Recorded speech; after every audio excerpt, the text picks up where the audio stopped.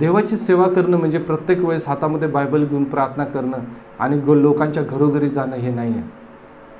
लोकांचा हा खूप गोड गैरसमज आहे. देवाची सेवा करणं म्हणजे ज्या ठिकाणी आम्ही आहे त्या ठिकाणी आमची साक्ष आणि आमच्या साक्षीच्याद्वारे देवाचं नाव लोकांच्यापर्यंत पोहोचवणं हे पण देवाचं काम आहे. हे पण आम्हाला केलं पाहिजे. ज्या ठिकाणी आम्ही आहे त्या ठिकाणी आमच्या कृतीतून ख्रिस्त लोकांना दिसला पाहिजे, आमच्या वागण्यातून ख्रिस्त लोकांना दिसला पाहिजे. ती सुद्धा एक सेवा आहे.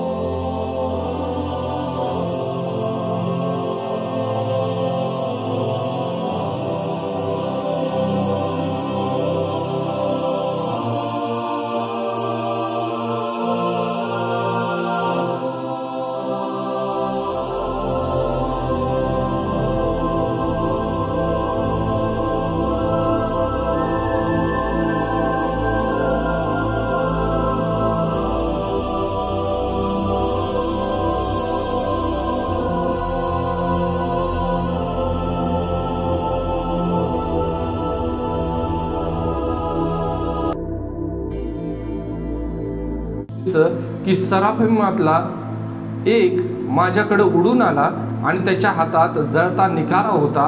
तो त्याने चिमट्याने वेदीवरून घेतला होता आणि त्याने तो माझ्या मुखास लावला आणि म्हटले, पहा, हा तुझ्या ओठास लागला आहे आणि तुझा अन्याय दूर केला आहे आणि तुझ्या पापांची क्षमा झाली आहे.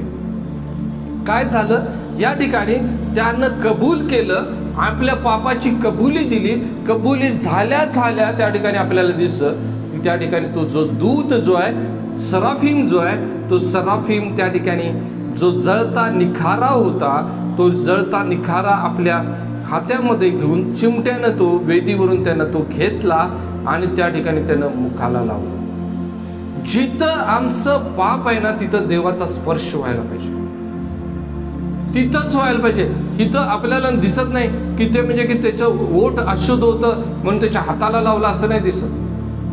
जिथं आमचा प्रॉब्लेम आहे ना तिथं देवाचा स्पर्श व्हायला पाहिजे, तिथं देवाचं कार्य झालंच पाहिजे. आज आम्हाला दिसतं की आम्ही प्रत्येक जण वेगवेगळ्या चिंतामध्ये, त्रासामध्ये आम्ही चाललेला असताना, आम्हाला निराशेनं आम्हाला घेरलेलं असताना, आम्ही उदास झालेलं असताना या ठिकाणी देवाचं वचन आम्हाला सांगतं की ते म्हणजे आम्हाला एका स्पर्शाची गरज आहे. हा कोणाचा स्पर्श पाहिजे आहे आम्हाला? आम्हाला माणसाचा स्पर्श नको आहे. आम्हाला स्पर्श पाहिजे आहे, आमच्या देवाचा स्पर्श पाहिजे आहे. आणि या ठिकाणी आम्हाला दिसतं की तो स्पर्श कसा आहे, तर या ठिकाणी आम्हाला दिसतं की जळत्या निखाराचा स्पर्श. आग जी आहे किंवा निखारा जो आहे तो काय करतो, तो जाळून टाकतो, भस्म करतो. आमच्यामधले पाप, आमच्यामधले अपराध, आमच्यामध्ये नको असलेल्या गोष्टी आज भस्म होणं गरजेचं आहे, नष्ट होणं गरजेचं आहे. तुम्ही कधी तर तुम्ही बघा की ज्यावेळेस एखाद्या व्यक्तीला, मेलेल्या व्यक्तीला जाळण्यात येतं, त्या ठिकाणी तुम्ही बसून तुम्ही नुसतं बघायचं की त्याच्या शरीराला ते जाळत असताना ते कसं शरीर नष्ट होत चाललेलं असतं. कधी तर लक्ष देऊन बघायचं त्याच्याकडे, बघत बघत बघत बघत बघत एक एक एक एक एक एक शेवटी तिथं राख राहते. ज्या शरीरामध्ये डामडोल असतो, मोठमोठ्या बाता असतात, मोठमोठ्या गोष्टी असतात, सगळं काय असतं त्याच्या ठिकाणी, पण इथं बघता बघता ते होत्याचं नव्हतं होऊन जातं. आमचं जीवन असं नष्ट होण्याच्या अगोदर आम्हाला देवाचा स्पर्श होणं हे गरजेचं आहे. आम्हाला त्याच्या निखाराचा स्पर्श होणं आम्हाला गरजेचं आहे. आणि ह्या ठिकाणी आम्हाला दिसतं की ज्यावेळेस ते ओठाला लागलं त्यावेळेस त्या ठिकाणी दूत त्या ठिकाणी सराफिम दूत म्हणत आहे की त्यानं म्हटलं की पहा, हा तुझ्या ओठास लागला आहे आणि तुझा अन्याय दूर केला आहे, तुझ्या पापांची क्षमा झाली आहे. त्यानं तिथल्या तिथं त्या ठिकाणी सगळ्या गोष्टींची क्षमा केलेली आहे, पाप नाहीस केलेलं आहे. आज आम्हाला त्या निखाऱ्याची गरज नाही. आम्हाला गरज आहे प्रभू येशू ख्रिस्ताच्या रक्ताची गरज आहे. आज प्रभू येशू ख्रिस्ताचं जे रक्त आहे ते प्रभू येशू ख्रिस्ताचं रक्त आम्हाला सगळ्या पापापासून शुद्ध करतं, आमच्या पापांची क्षमा करतं. पण ते जर आम्हाला करून घ्यायचं असेल तर आम्हाला काय करायला लागेल, तर आम्हाला एकच गोष्ट करायला लागेल, आणि ते म्हणजे आम्हाला आमचं पाप कबूल करावं लागेल. आम्ही जर पहिले योहानाचं पहिले पत्र याचा पहिला अध्याय आणि त्याच्या 7व्या वचनामध्ये जर आपण बघितलं तर ते त्या ठिकाणी देवाचं वचन असं म्हणतं की जसा तो प्रकाशात चालला तसं तुम्ही जर प्रकाशामध्ये चालला तर तुमची त्याच्याबरोबर भागीदारी. आम्हाला त्याच्या बरोबर चालायचं आहे, देवाबरोबर चालायचं. आमची सहभागिता देवाबरोबर असली पाहिजे. मग आमच्या सहभागितेची सुरुवात कधीपासून झाली पाहिजे? ही सहभागिता आमची सकाळ झाली की आमची सहभागिता असली पाहिजे. मला अजून सुद्धा म्हणजे एवढे वर्ष झालेलं आहे, मला एक गोष्ट वारंवार मला आठवते की ज्यावेळेस मी लहान होतो तर माझा एक मित्र होता. सकाळी उठल्या माझ्याकडे यायचं खेळायला. उठल्या तोंड सुद्धा धुतलेलं नसायचं आणि ते तसंच यायचं ते. आणि माझे मामाला चिडायचे आणि त्याच्यात त्याचं नाक सुद्धा वाहत असायचं आणि ते तसंच यायचं. ते मामा बघितलं की माझा मामा चिडायचं त्याच्यावर, जा म्हणायचं. आणि ॲक्च्युली त्याचे वडील माझ्या मामाचे बॉस होते, पण तरी सुद्धा ते बॉसचा राग त्याच्यावर काढायचं. ते जा जेव्हा तोंड धुल्याचं जा उद्या पहिल्यांदा. म्हणजे सकाळी उठल्या त्याला असं वाटायचं नाही आपल्याला मित्राकडे आपण गेलं पाहिजे, आपण भेटलं पाहिजे. म्हणजे एवढं प्रेम त्याचं होतं. आमच्यामध्ये सुद्धा देवाविषयीची अशीच आस्था, असंच प्रेम आमच्यामध्ये असलं पाहिजे. नाही, सकाळी उठल्यापासून मला देवाच्या सानिध्यात राहायचं आहे. मला काय पण होऊ दे, कोण माझ्या बरोबर येऊ दे नाही येऊ दे, कोण असू दे अगर नसू दे, मला देवाच्या सानिध्यात मला राहायचं. हे जोपर्यंत आम्ही करत नाही आहे तोपर्यंत आम्हाला देवाबरोबर भागीदारी करता येणार नाही, सहभागिता करता येणार नाही. जसा तो प्रकाशात चालतो तसं आम्ही प्रकाशामध्ये चालतो तर आमची त्याच्याबरोबर भागीदारी आहे असं देवाचं म्हणतं. आणि त्याचा पुत्र प्रभू येशू ख्रिस्त याचं रक्त आम्हाला सगळ्या पापापासून शुद्ध करतं. तेव्हाच प्रभू रक्त आम्हाला पापापासून शुद्ध करतं. आपल्याला त्याच्याबरोबर आपल्याला चालायचं. आता हे सगळं सांगण्याच्या मागचा उद्देश काय आहे मी तुम्हाला सांगतो. हे सगळं सांगण्याचा उद्देश आहे की ते म्हणजे की ह्या सगळ्या गोष्टी घडत असताना त्याच्यामध्ये देवाचा देवाचा प्लॅन आम्हाला समजून घ्यायचा की काय माझ्याविषयी देवाची योजना आहे. आमचे प्लॅन आम्ही तयार केलेले. मी हे करणार, मी हे करणार, मी हे करणार, मी हे करणार. मला अजून सुद्धा मला आठवते की मी माझ्या आयुष्यात म्हणजे जसं मला कळायला लागलं की माझ्या जीवनात मी कुठले प्लॅन केले, काय बनायचं मी ठरवलं. पहिल्यांदा मी ठरवलं की हे व्हायचं, मग नंतर म्हटलं की नाही हे व्हायचं, नाही हे आता हे व्हायचं. असं करत करत करत करत मी माझं शिक्षण मी पूर्ण केलं. आणि मग मी विचार केला की नाही मला आता काय करायचं आहे. मी आता जर माझं सायकोलॉजीमध्ये मी पोस्ट ग्रॅज्युएशन केले तर नाही मला आता कुठं तर कॉलेजमध्ये नाहीतर हॉस्पिटलमध्ये मला काम करायचं. सगळं काही चाललं होतं. सगळे प्लॅन्स माझ्या जीवनामधले त्या ठिकाणी मी व्यवस्थित करून चाललो होतो. पण देवाने ते सगळे प्लॅन रद्द केले. आणि मग देवानं मला सेवेमध्ये तो घेऊन आला. पण सेवेमध्ये आलेला असताना ते जे प्लॅन जे आहेत ते मनुष्याचे प्लॅन तिथं थांबले नाही. परत त्या ठिकाणी काय झालं, परत मनुष्याचे प्लॅन त्याच्यामध्ये शिरकाव केला. आणि मग मी मिनिस्ट्री करत असलो तरी त्या ठिकाणी मी कामाला लागलो. मी एका ठिकाणी प्रोग्रेसिव्हमध्ये मी काम करत होतो. 1 वर्ष मी तिथं काम केलं. आणि मग तिथून मग काय झालं, वडील आजारी पडले, मी परत कराडला गेलो. देवाने सिस्टमॅटिक प्रत्येक वेळेस देव मला काढत गेला. बऱ्याच वेळेस मी न कळतपणे मी त्या अशा गोष्टीमध्ये चुकत गेलो. मी त्याच्यानंतर रिसेंटली सुद्धा 2दा त्या चुका मी केल्या, परत त्याच्यामध्ये गेलो. पण देवाचा जो प्लॅन जो आहे तो देवाचा प्लॅन तिथं देवानं पूर्ण केला.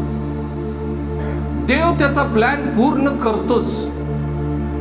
काही झालं तरी तो प्लॅन पूर्ण करतोय. फक्त आम्हाला त्याचा प्लॅन समजून घ्यायचा आहे.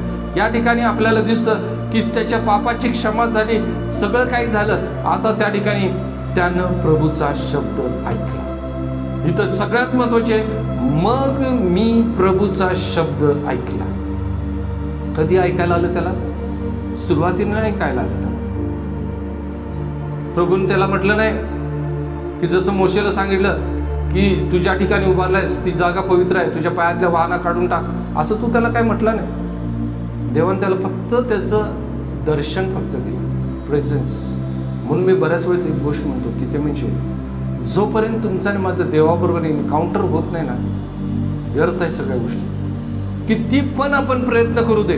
मी माझ्या जीवनामध्ये ही गोष्ट मी बघितली की जोपर्यंत आमचं देवाबरोबर एन्काउंटर होत नाही तोपर्यंत आमचं टोटल बदल जो आहे तो होत नाही. आमचा 100% बदल आमचा होतच नाही जोपर्यंत आमचा एन्काउंटर होत नाही.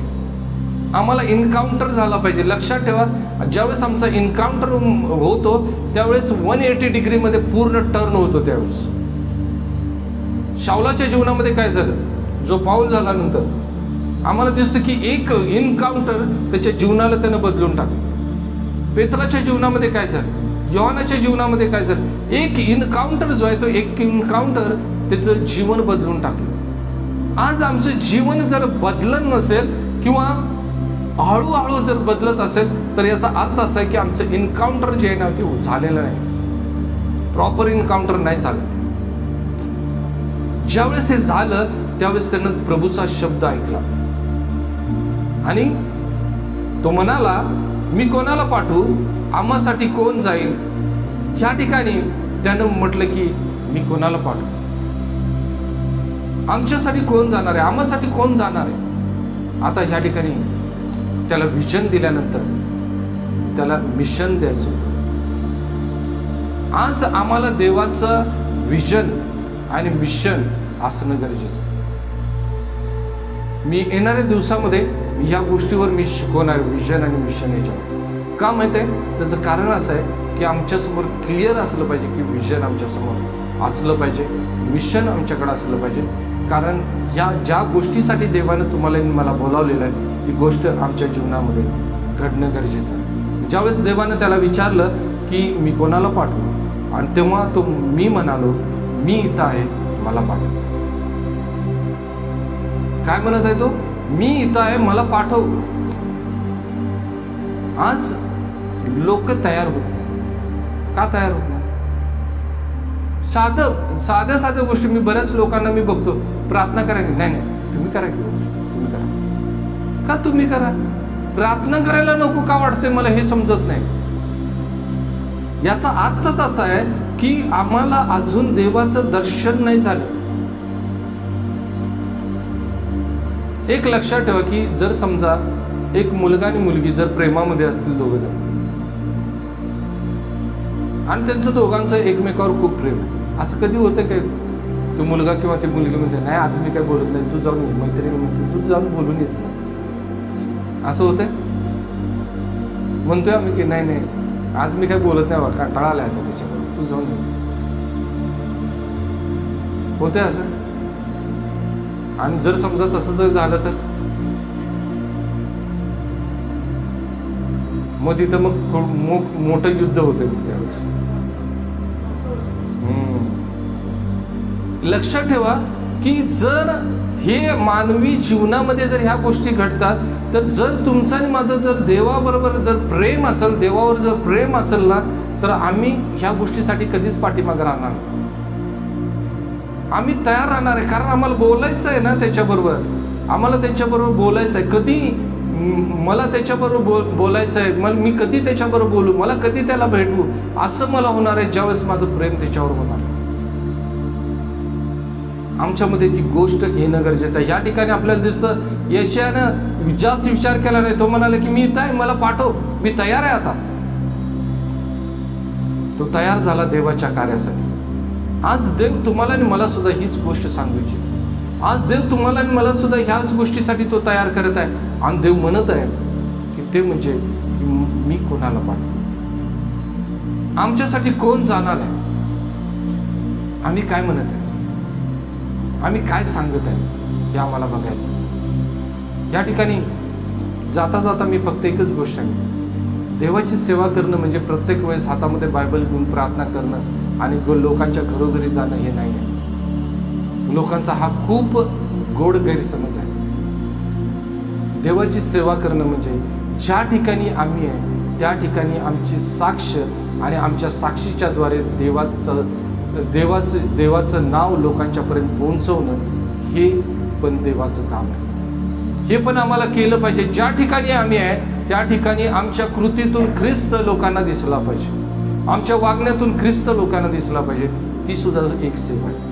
आणि म्हणून यावेळेस मी तुम्हाला सांगू इच्छित आहे की ते म्हणजे की आपण आज या ठिकाणी आम्ही देवाचं वचन आपण या ठिकाणी पाहिलेलं असताना आपण या ठिकाणी आपण विचार करूया आणि आपण एक प्रश्न देवाला विचारूया की देवा, तू मला कोणत्या कामासाठी निवडलेस? मला कोणतं काम करायचं आहे? मला हे करायचं आहे, हे करायचं आहे, हे करायचं आहे. माझ्यासमोर पुष्कळ काम आहे. मी मल्टी टॅलेंटेड माणूस आहे, मल्टी टास्क करणारा मी माणूस आहे. देवाला तसले लोक नको आहेत. मल्टी टॅलेंटेड लोक आहे, मल्टी टास्क असणारे लोक नको आहेत. देवाला स्पेशलिस्ट पाहिजे. देवाला स्पेशलिस्ट पाहिजे. एका कामामध्ये स्पेशल असणारा किंवा स्पेशालिटी असणारा व्यक्ती पाहिजे. आम्हाला आज ती गोष्ट आपल्याला बघायची. यावेळेस आपण आपले डोळे बंद करूया आणि आपण देवाजवळ आपण येऊ आणि देवाला या ठिकाणी आपण हाक मारून आपण म्हणूया की देवा, तू मला दाखव मला काय केलं पाहिजे.